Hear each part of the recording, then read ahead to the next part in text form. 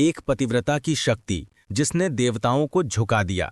सोचिए, इस सृष्टि को चलाने वाली तीन सबसे बड़ी शक्तियां ब्रह्मा, विष्णु और महेश एक साधारण स्त्री के सामने मजबूर होकर छोटे छोटे बच्चे बन जाएं। आखिर ऐसा क्या हुआ कि स्वयं त्रिदेवों को भी एक पतिव्रता स्त्री के आगे झुकना पड़ गया? चलिए आज सुनते हैं माता अनुसुईया की उसी अद्भुत शक्ति की कहानी जिसने पतिव्रत धर्म की सबसे बड़ी मिसाल कायम की। ये बात है प्राचीन भारत की, जब चित्रकूट के सुंदर और शांत जंगलों में ब्रह्मा जी के मानस पुत्र महर्षि अत्रि का आश्रम हुआ करता था। महर्षि अत्रि सप्तर्षियों में से एक महान ज्ञानी और तपस्वी थे और उनकी पत्नी थी माता अनुसुईया। अनुसुईया का मतलब होता है जिसमें ईर्ष्या या द्वेष का कोई भाव ना हो, और माता अनुसुईया सचमुच अपने नाम जैसे ही थीं। उनका पतिव्रत और सतीत्व इतना मजबूत था कि उसकी चर्चा तीनों लोकों में होती थी। अपने पति को ही अपना सब कुछ मानकर, उनकी सेवा को ही सबसे बड़ा धर्म समझकर उन्होंने वो आध्यात्मिक शक्ति हासिल कर ली थी जो देवताओं को भी हैरान करती थी। देवलोक में ईर्ष्या। एक दिन देवर्षि नारद अपनी वीणा बजाते हुए और नारायण नारायण कहते हुए देवलोक पहुंचे।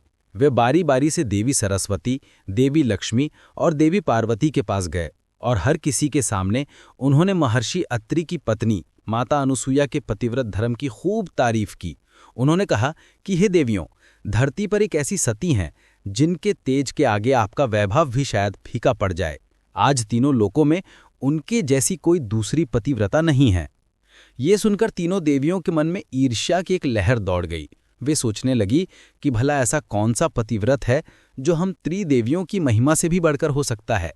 ये ख्याल धीरे धीरे उनके मन में बैठ गया और उन्होंने तय कर लिया कि माता अनुसुईया के इस पतिव्रत की परीक्षा तो लेनी ही होगी।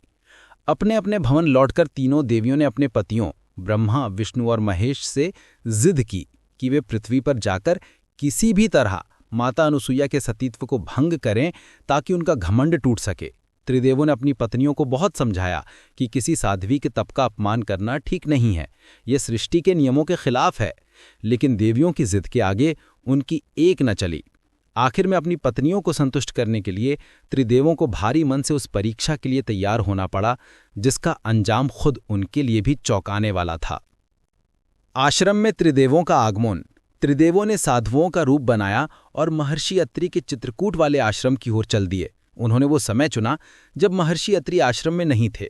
आश्रम के दरवाजे पर पहुंचकर उन्होंने आवाज लगाई, भिक्षाम देही माता, भिक्षाम देही। आवाज सुनकर माता अनुसुईया बाहर आईं। अपने दरवाजे पर तीन तेजस्वी साधुओं को देखकर उन्होंने उन्हें आदर से प्रणाम किया। मेहमान को भगवान मानने की हमारी संस्कृति का पालन करते हुए उन्होंने साधुओं को बैठने को कहा और उनके लिए फल भोजन तैयार करने लगीं।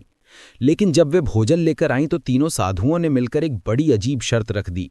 उन्होंने कहा कि हे देवी, हम आपकी भिक्षा तभी स्वीकार करेंगे जब आप निर्वस्त्र होकर हमें भोजन कराएं। ये सुनते ही माता अनुसुईया सन्न रह गईं। वो एक बड़े धर्म संकट में फंस गईं। एक तरफ अतिथि धर्म था जिसके अनुसार दरवाजे पर आए साधु को भूखा लौटाना महापाप था। वहीं दूसरी ओर उनका पतिव्रत धर्म था और एक स्त्री की मर्यादा थी जो किसी पराये पुरुष के सामने इस तरह आने की इजाजत नहीं देती थी। ये उनके जीवन की सबसे कठिन परीक्षा थी। उनका मन कांप गया पर चेहरा बिल्कुल शांत था। वो समझ गई थीं कि इन साधारण दिखने वाले साधुओं के पीछे कोई बहुत बड़ा रहस्य छिपा है। त्रिदेव बने नन्हे शिशु। इस मुश्किल घड़ी में माता अनुसुईया ने अपनी आंखें बंद कीं और अपने पति महर्षि अत्रि का ध्यान किया। पतिव्रत के तप से मिली दिव्य दृष्टि से उन्होंने तुरंत पहचान लिया कि ये कोई साधारण साधु नहीं बल्कि खुद ब्रह्मा, विष्णु और महेश हैं जो उनकी परीक्षा लेने आए हैं। अब उनका सारा डर और संकोच दूर हो गया। उनके चेहरे पर एक हल्की सी मुस्कान आ गई। वो समझ गई कि जब भगवान खुद अतिथि बनकर आए हों तो उन्हें पुत्र के रूप में देखने से बड़ा सम्मान और क्या हो सकता है। उन्होंने हाथ में जल लिया और अपने पति का नाम लेकर उस जल को मंत्रों से सिद्ध करके त्रिदेवों पर छिड़क दिया।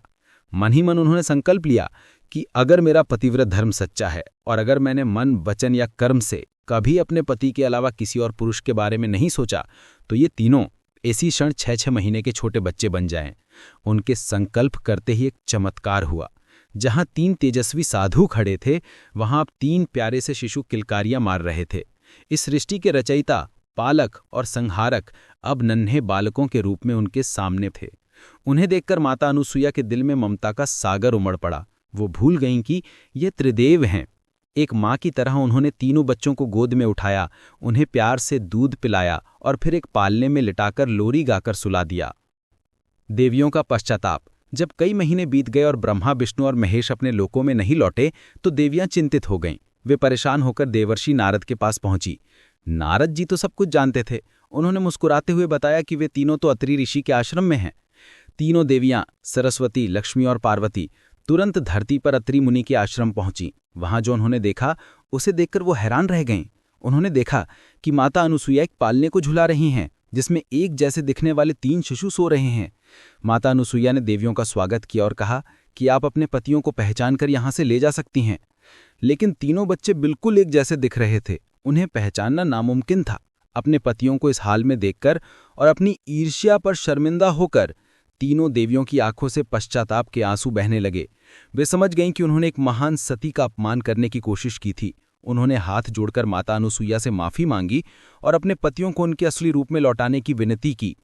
उनकी सच्ची क्षमा से द्रवित होकर माता अनुसुईया ने फिर से झल छड़का और त्रिदेव अपने असली स्वरूप में प्रकट हो गए। उन्होंने मुस्कुराते हुए माता अनुसुईया को प्रणाम किया और उनके पतिव्रता की शक्ति की जय जयकार की। प्रसन्न होकर त्रिदेवों ने कहा कि हे देवी, हम तो आपकी परीक्षा लेने आए थे, पर आपके पतिव्रत और ममता ने हमें ही जीत लिया। हम आपसे बहुत प्रसन्न हैं। आप कोई भी वरदान मांग लीजिए।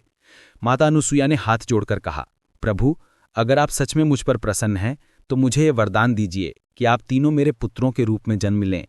त्रिदेवों ने तथास्तु कहा और वहां से चले गए।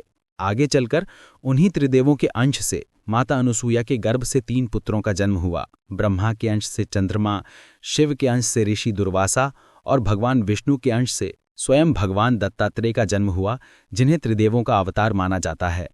ये कथा पतिव्रत धर्म की उस महान शक्ति को दिखाती है जो नामुमकिन को भी मुमकिन बना सकती है। यह हमें सिखाती है कि सच्चे समर्पण और पवित्र मन में इतनी ताकत होती है कि भगवान भी उसके आगे झुक जाते हैं। माता अनुसुईया की ये कहानी हमें ये याद दिलाती है कि जहाँ नारी का सम्मान होता है वहाँ साक्षात देवता निवास करते हैं। अगर इस दिव्य कथा ने आपके दिल को छुआ हो तो इस वीडियो को लाइक करें और कमेंट में जय माता अनुसुईया जरूर लिखें। इस कहानी को अपने दोस्तों और परिवार के साथ शेयर करें ताकि वे भी इस महान गाथा को जान सकें। और ऐसी ही पौराणिक कथाओं के लिए हमारे चैनल को सब्सक्राइब करना ना भूलें। धन्यवाद।